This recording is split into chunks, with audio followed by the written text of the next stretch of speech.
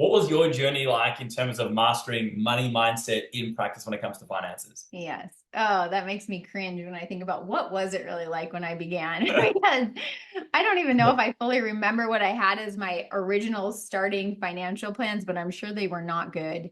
And the good news is, you guys, when you care, it can heal a lot of wounds for people. But if you could learn how to do it better right from the get-go, that would be fantastic, right? So for everybody. So I think I knew, I grew up in chiropractic. So I never was under the assumption that this was like a one and done, or you only come when, you hurt. So likely my headspace was right around, like, I knew I had to tell people something, and I needed to explain some of the finances along with the woman that was my first CA, but I'm sure it was still train wrecky if I think back.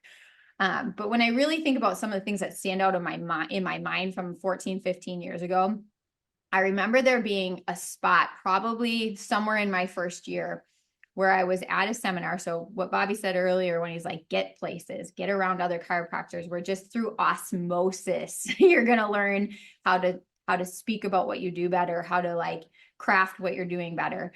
And in this seminar, or wherever I was, someone said, if your family member was referred into your own office and you didn't tell them the truth about, you know, how long it was going to take, how much it was going to cost, like, would you be upset about that? Like, if someone just said, oh, just come back when you feel better, or come back, one at a time, right? Would that be a disservice? And I knew that would to be true, right? Like, chiropractic isn't a one and done thing. This is a journey we're taking people on. It's a process. And I realized I'm not telling people the truth about the time it's going to take.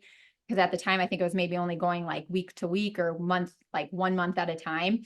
I wasn't telling them the truth about that, and I wasn't laying the finances out clearly. And so it's hard for people then to know what they're getting into and to commit to it. So it doesn't sell well. And what I realized that I was doing that because I was afraid to be judged, and I didn't want to be, rejected. And that was about me. I was making it about me instead of realizing, like, should be about them. And they're coming to you to be the doctor, right? To give them advice. And so that really was something where I kind of like buckled up into my spine and got a spine, and then literally went back to practice and realized, okay, even if it makes me uncomfortable to lay things out differently than I had been doing, it was one of those things where I knew, like, this is important for me to go through this comfort zone.